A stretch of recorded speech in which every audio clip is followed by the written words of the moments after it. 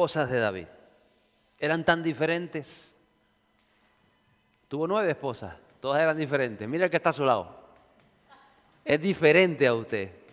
¿A que sí? Es único. Dile al que está a tu lado, eres único. ¿Eres único? Como digo, cuando Dios nos creó, rompió el molde de otro nuevo. Hasta los gemelos que parece que son del mismo molde, son únicos, son diferentes. A veces nos parecemos, a veces a los padres, a los abuelos, a las madres, pero somos únicos. Y eso forma parte de nuestra grandeza, ser único. No hay nadie en el universo que sea como usted. Así que vuelva a mirar que está a su lado y sonríale. Y dile, nadie es como tú. Eres único. Entre miles de habitantes, de millones de habitantes que hay en el planeta, tú eres único. Tengo una suegra única, santo. Y una madre también. Y cada uno de los que está ahí sentado es único.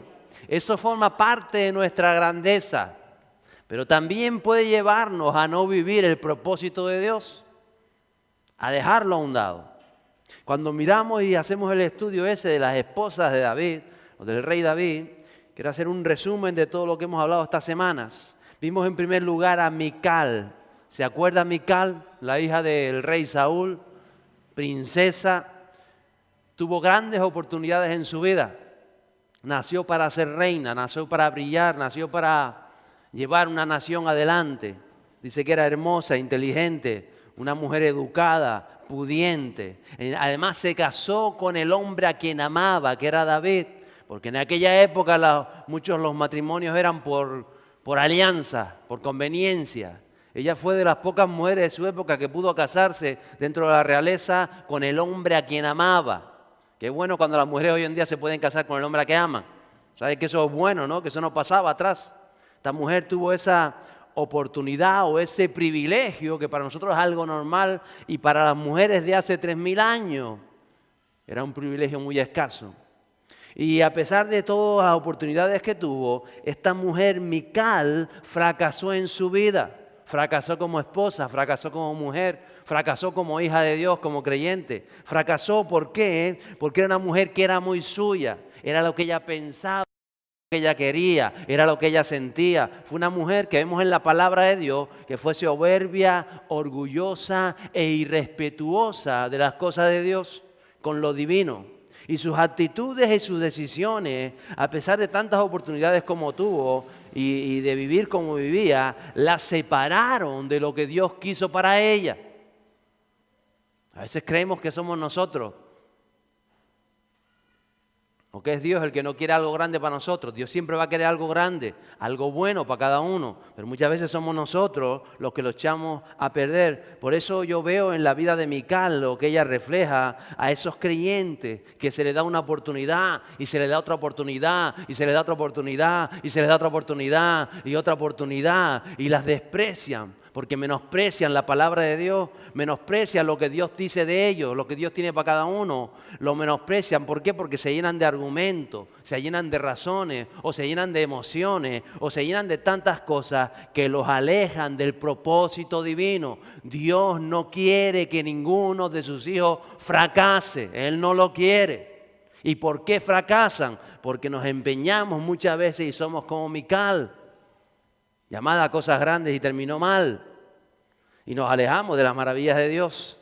Hablábamos hace unas semanas atrás. Y también hablábamos de Abigail.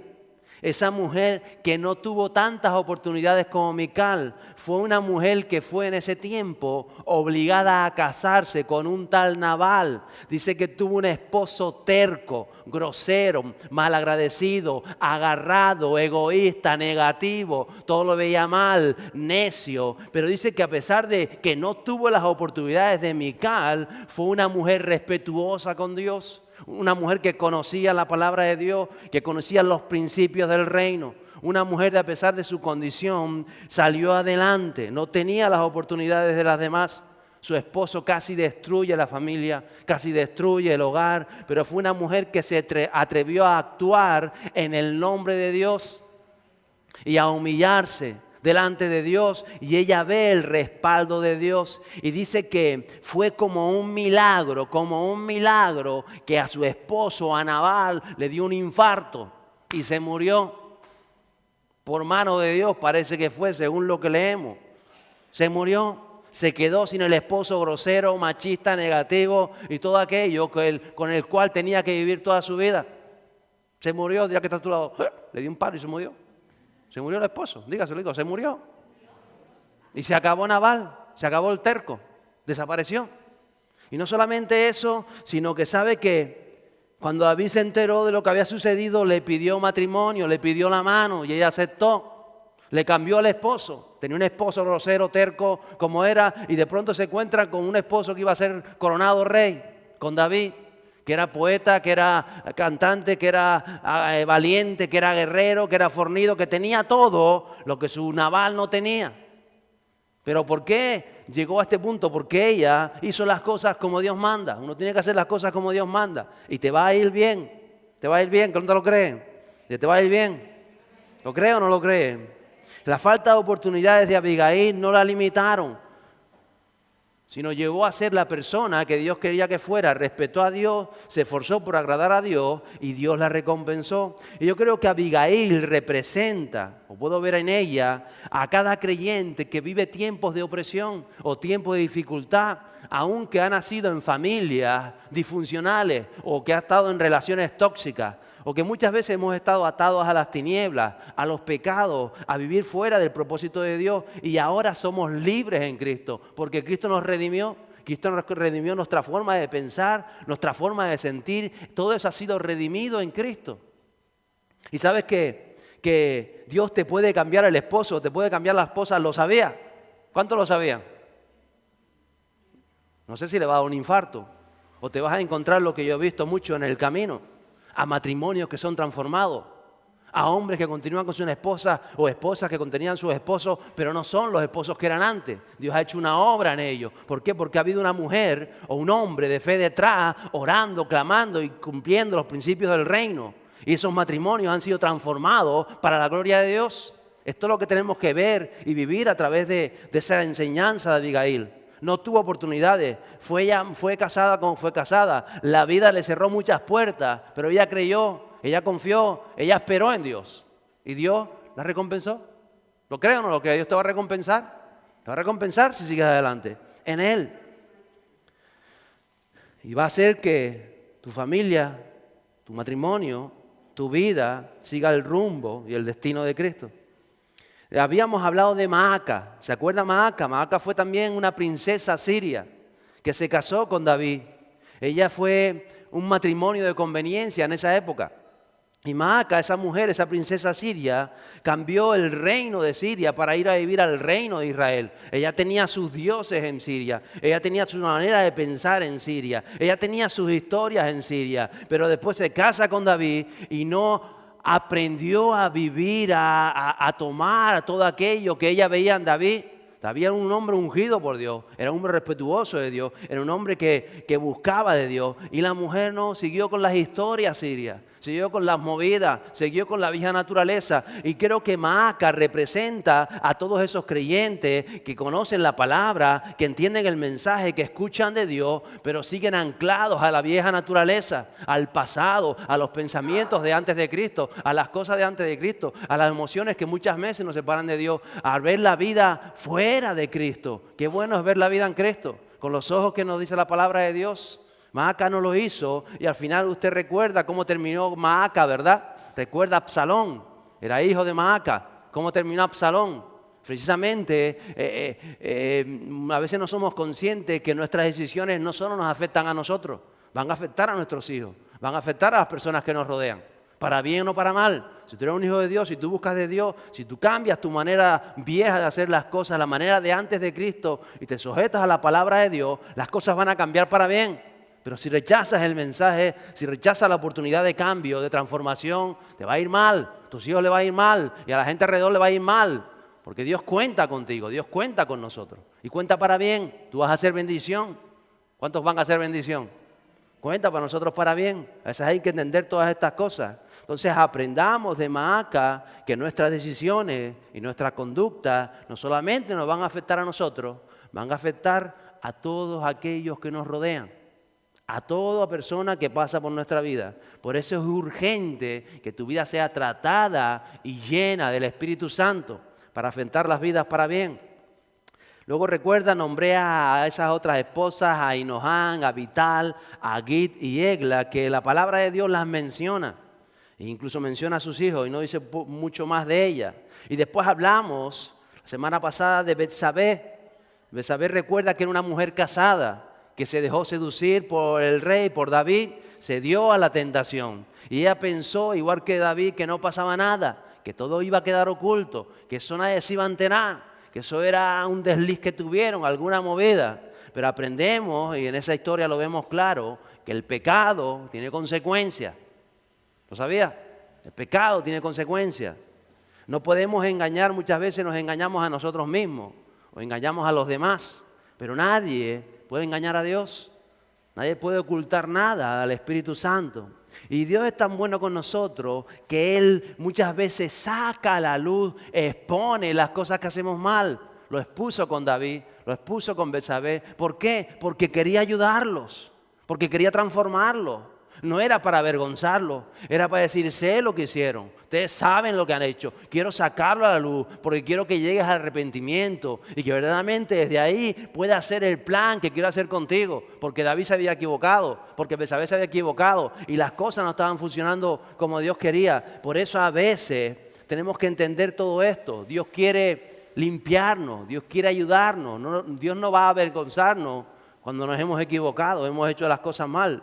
Y recuerde que Betsabé llegó a ser la mamá de Salomón, porque aprendió de sus errores. Betsabé perdió a su hijo recién nacido a causa de todo aquello que había acontecido. Pero ella aprendió de su fracaso, aprendió de sus errores, maduró. Dirá que está a tu lado, madura, ¿qué falta nos hace? Madura. Que no es lo mismo madurar que hacerse viejo, son dos cosas diferentes. Hay viejos inmaduros, montones. Madura. Y hay jóvenes con 15 años bien maduros y fortalecidos en el Señor. Esta mujer, Betsabé, aprendió a respetar a Dios, a valorar el matrimonio, la familia, el plan de Dios, a pesar de que había pasado lo que había pasado. Y por eso ella instruye a su hijo Salomón en el amor y en el respeto a Dios. Qué importante. Y Betsabé llegó un momento de su vida cuando ya el rey David era mayor, era viejo, ya casi no tomaba sus propias decisiones. En ese momento uno de sus hijos, de otra de las esposas, intenta usurpar el trono, intenta quitarle el trono que Dios le había dicho, había elegido Salomón, y el rey David había dicho, mi hijo va a heredar el trono, él va a ser el próximo rey. Betsabé se encuentra entre la espada y la pared porque otro de los hijos de otra de sus esposas intentó usurpar ese trono y se había camelado al capitán del ejército, se había camelado aparte de la plana sacerdotal, se había camelado a la corte, se había camelado a todo el mundo. Pero esta mujer, cuando tiene las cosas claras, espera en Dios, se humilla delante de Dios y ella hace que su hijo Salomón, tal y como Dios había escogido, se siente en el trono. Una mujer sabia. Dirá que está a tu lado, sé sabio. Te va a abrir puertas en la vida. No seas necio. No tomes venganza de las cosas que te pasan mal. Muchas veces de las cosas que son para mal, Dios las revierte para bien si tenemos la actitud correcta. De eso se trata. Y ella se agarró a las promesas de Dios. Y agarrarte a las promesas de Dios, especialmente cuando parece que no se van a dar, cuando todo está en contra, ella se agarra a las promesas de Dios. Y el que se agarra a las promesas de Dios, dígale a que está a su lado, Dios las cumple. Dios las cumple. Eso aprendemos de esta mujer, esos creyentes. Yo quería hablar de esa última esposa que apenas menciona la Biblia y por eso es muy cortito el mensaje de hoy, que se encuentra en Primera de Reyes, el capítulo 1, los versos del 1 al 4. Y esta mujer se llamaba Abisag.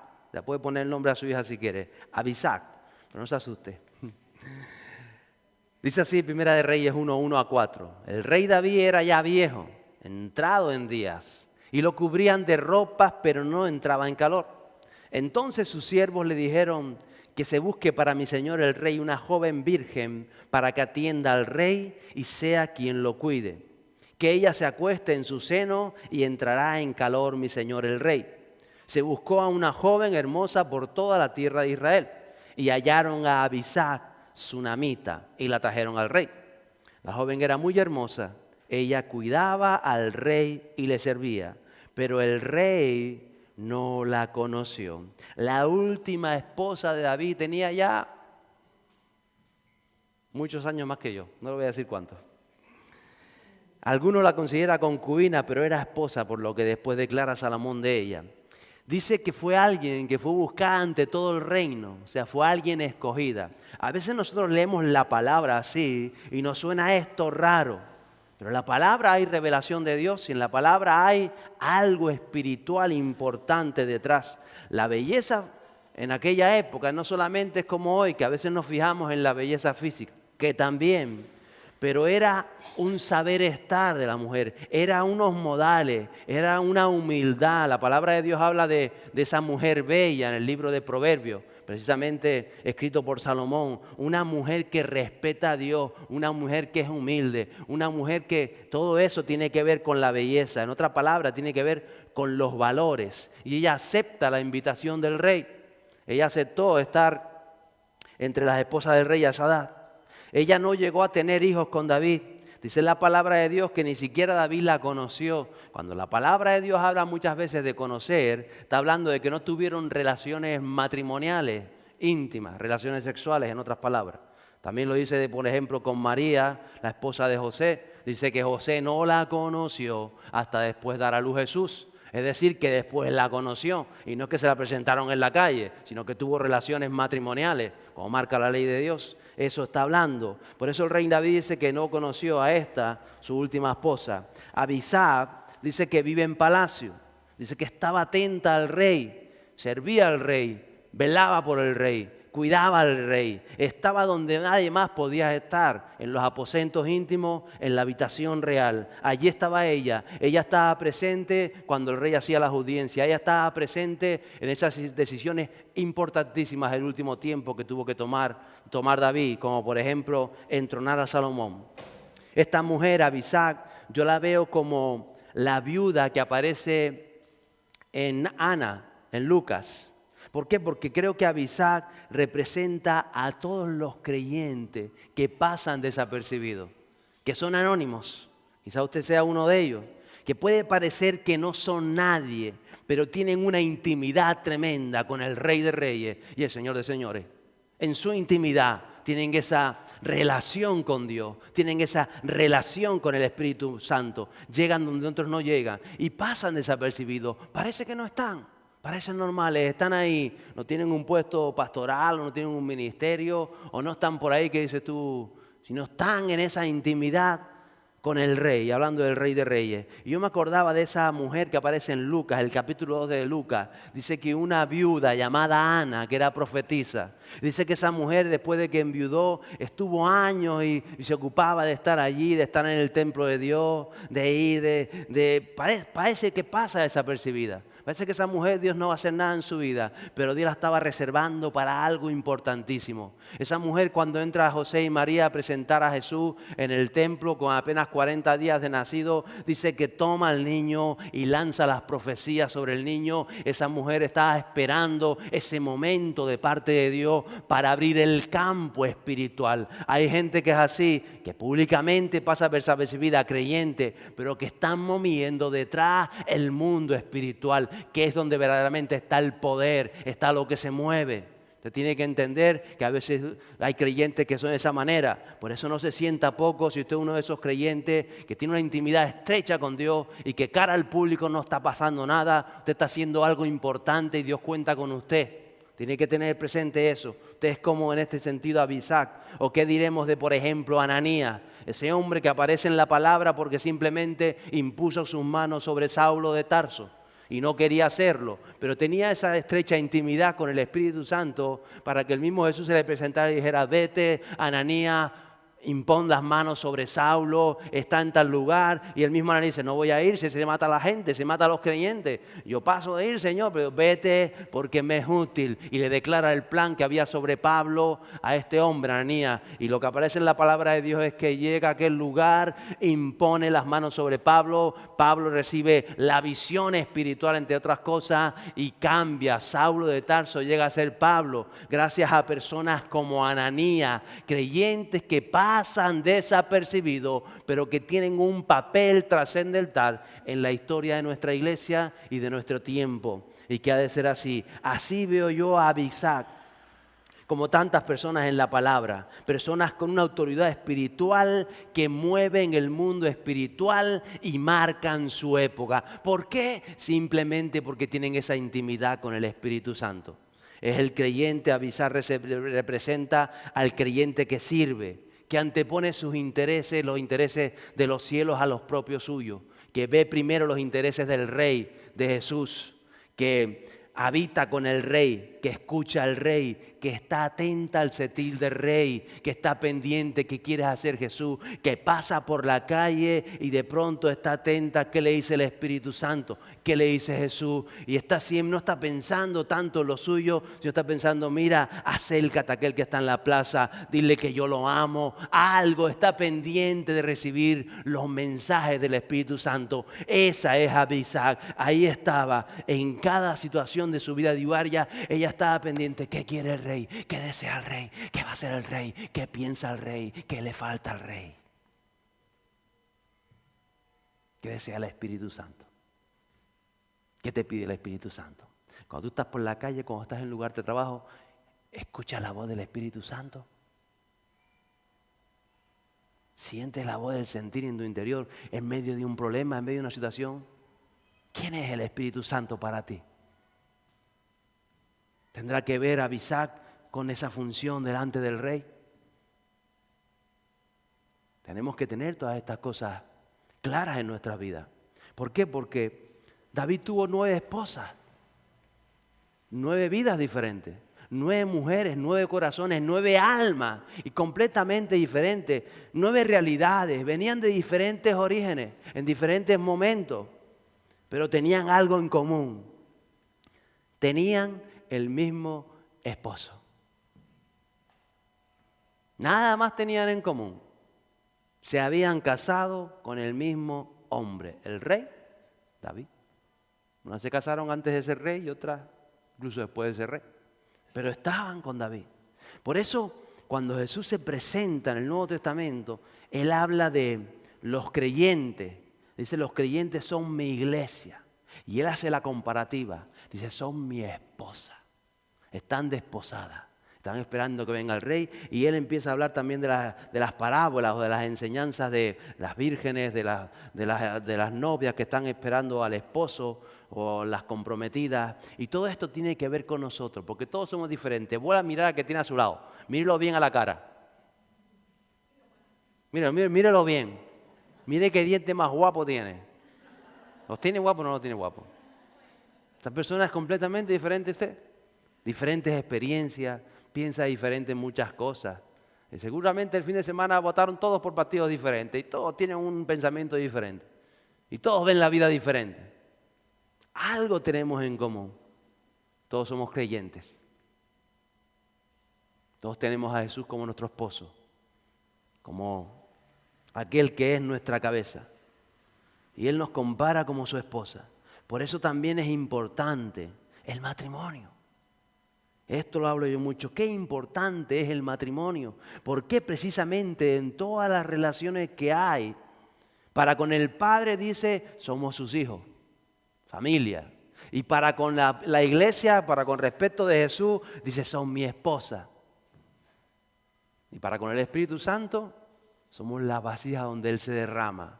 3 figuras diferentes, 3 maneras de ver el espíritu o la vida espiritual.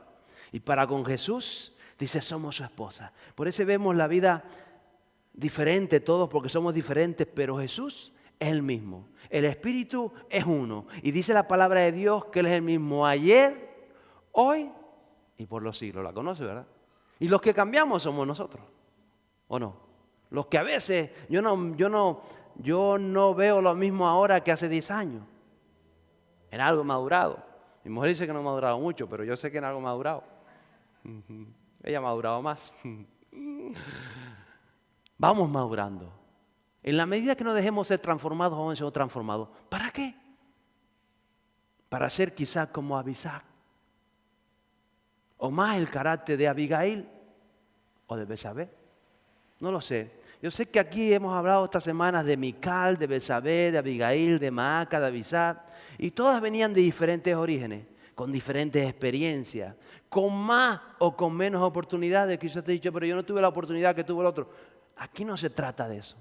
Aquí se trata de ahora, como creyente, tienes libertad en Cristo para saber qué haces con tu vida y a dónde quieres llegar. En otras palabras, tú tienes libertad para ver cómo te relacionas con el Rey, con el Espíritu Santo.